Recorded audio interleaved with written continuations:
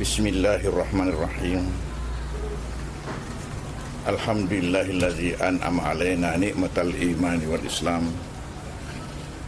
Wassalatu wassalamu ala sayyidina Muhammadin asyrafil anam wa ala alihi wa ashabihi wa atba'ihi wa man huwa ulil akar wa ala alihi wa ashabihi wa atba'il kiram.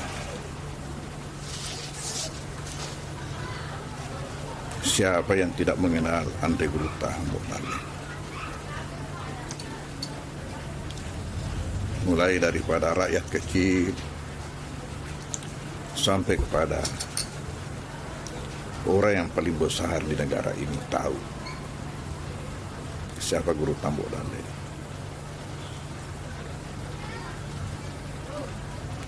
Kiprah beliau pada masa hidupnya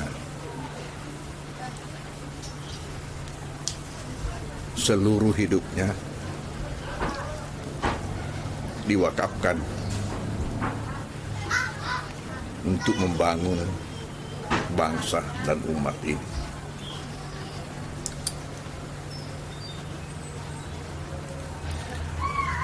Sampai pada saat ketika beliau diculik masuk hutan,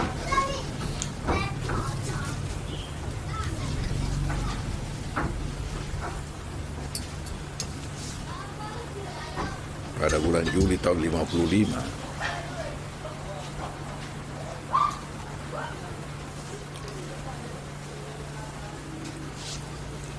di Putih. Tempatnya itu sekarang ini antara Putih dengan Bela-Belang, di tempat judul pompa bensin sekarang ini di situ. Maros itu, Bang. Maros ya. Iya. Antara jembatan Putih dengan Belang-Belang. Jadi orang dulu menyebutnya Belang-Belang. Pada masa itu memang lagi santer penculikan dilakukan oleh gerombolan. Waktu itu ada dua pihak yang suka menculik. Anak buahnya Kahar Muzakkar dan anak buahnya Usman Baloh. Motivasinya lain, beda. Kalau anak buahnya Usman Baloh diculik, disandra untuk minta tebusan pada keluarganya. Jadi ada dikirim, bayar sekian kalau mau dilepaskan. Gitu. Kalau Kahar lain pula, ya terutama ulama. Karena mereka bagi dua wilayah. Ada wilayah kafir, ada wilayah Islam. Ya, jadi ada mereka silakan de facto. Ya, dibagi dua wilayah. Ini wilayah yang dikuasai TNI, wilayah kafir. Kemudian yang mereka kuasai itulah wilayah Islam. Kan mereka perjuangannya DI. Yang menjadi sasaran utamanya memang ulama. Itulah pula yang menyebabkan ulama-ulama Ahlus Sunnah pada bulan Februari tahun 47 kumpul di kota Sopeng. Ulama. Tujuannya mereka mau pakai di hutan. Sampai Gurutah di sini juga diupayakan untuk diculik. Hanya selalu ada keajaiban sehingga tidak terjadi itu. Jadi ketika Andre Gurutah ini di Belang-Belang dihadang, ini penculiknya tidak tahu bahwa Gurutah. Itu yang saya dengar. Lalu disuruh jalan cepat. Waktu disuruh jalan cepat, di sini sopirnya Ya, saya apakah Haji Dolla waktu itu atau siapa? Kata, itu Guruta. Nah, mereka bertanya, itu Guruta siapa? Ya, Guruta Mbok Dali. Langsung diusung, ditandu. Dengan pertimbangan kita pasti naik pangkat ini, karena ini kita dapat ikan kakap ini. Iya. Tidak, iya. Yang itu bawa masuk hutan. Ya. Dan menurut yang mengikuti beliau di hutan,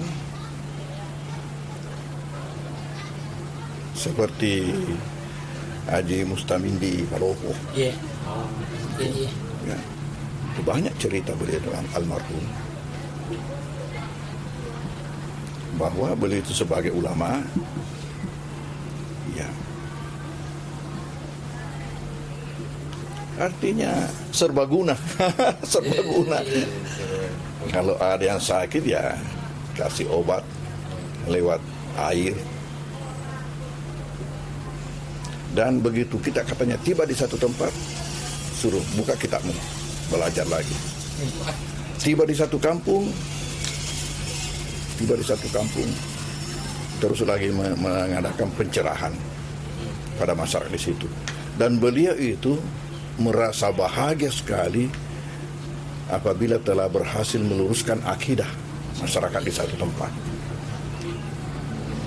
Sampai katanya, sebenarnya beliau itu bisa keluar, punya kesempatan untuk keluar dari hutan sebelum 8 tahun. Tetapi beliau tidak memanfaatkan itu karena beliau merasa masih banyak yang perlu diluruskan akidahnya di masyarakat. Ya. Dan di situ puncak kebahagiaannya kalau berhasil meluruskan, sampai lupa semua yang lain kalau demi bahagianya itu. Sampai tidak dipikirkan keluar dari hutan gara-gara itu. Dan perjuangan beliau itulah bagaimana ya kita ini murid-muridnya bisa melepaskan diri daripada penjajahan. Karena prinsip kita itu kan, Bang, lebih baik ya masuk ke liang lahat daripada dijajah oleh orang lain. Kemerdekaan kita untuk melaksanakan ajaran agama, poinnya beliau itu ialah bagaimana kita ini bebas melaksanakan ajaran agama, dan tidak mungkin selama kita itu dijajah. Maka beliau itu melaksanakan dakwah di mana-mana. Di samping agama juga ini bagaimana sehingga masyarakat kita ini mengupayakan untuk merdeka kita daripada penjajahan. Ya, oleh karena itu maka pantas kalau beliau itu diusulkan, diperjuangkan sebagai salah seorang pahlawan nasional kita. Karena inilah pahlawan yang tersembunyi. Pahlawan yang tersembunyi. Ya. Betul beliau itu tidak memegang langsung senjata, tapi senjata beliau itu di lidahnya. Ya, sebagaimana Khomeini dulu. Khomeini dibuang di Perancis. Tapi apa kerjanya Khomeini di Perancis? Ya, pertama menyiapkan kader. Itu putra-putra Iran yang ada di Perancis. Bagaimana dimotivasi terus untuk berhasil.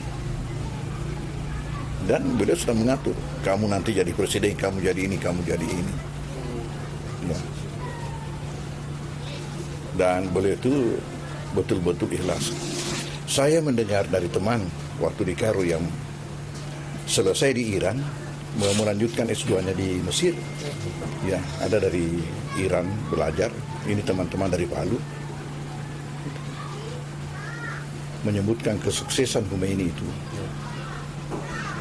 Bahwa Khomeini berjuang melawan Shah Iran dengan senjata yang tidak masuk dalam daftar senjata intelijen Amerika. Iya, memang itulah utama. berjuang dengan senjata yang tidak masuk dalam daftar intelijen. Jadi oleh karena itu banyak yang tidak tahu bagaimana kalau seorang ulama membisikkan satu saja kata yang menyemangati masyarakat itu nilainya luar biasa. Nilainya luar biasa. Macam itulah Khomeini 14 tahun kalau tidak salah ingat itu dibuang di sana di Perancis menyiapkan kader. Senjata apa yang dipakai katanya? Kaset. Rekaman. Kaset. Masih kaset dulu itu dikirim ke Iran dan itu disebarkan. Itu yang menyemangati rakyat Iran untuk berevolusi. Ya. Sisa dua bangsa atau dua negara yang berdekatan di sana berevolusi atas nama Islam. Satu berhasil, satu gagal. Yang gagal Afghanistan. Berhasil Iran. Ya, kenapa? Karena Iran ini yang puncaknya itu memang tidak ada kepentingannya untuk ambisi jabatan, tidak ada betul-betul, hanya untuk bagaimana dia hanya menyiapkan kader. Sementara di Afghanistan, jadi yang satu ini siap memenangkan revolusi dan siap menerima kemenangan revolusi.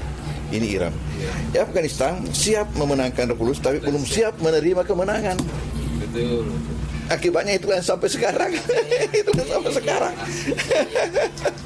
Dan sampai sekarang. Ya, jadi Andrei Gruta ini sangat layak untuk diberikan penghargaan sebagai pahlawan nasional. Saya kira usaha beliau itu, perjuangan beliau itu banyak yang sudah mendapatkan yang lebih rendah perjuangannya dibanding dengan beliau, tapi karena beliau perjuangan terselubung sehingga banyak yang tidak tahu. Banyak yang sudah mendapatkan gelar pahlawan nasional yang lebih rendah nilai perjuangannya dibanding dengan Andrei Gruta. Oleh karena itu saya pribadi sangat mendukung kalau beliau itu diperjuangkan untuk mendapatkan penghargaan sebagai pahlawan nasional. Mudah-mudahan usaha kita ini diridai oleh Allah Subhanahu wa taala. Wassalamualaikum warahmatullahi wabarakatuh. Terima kasih Pak.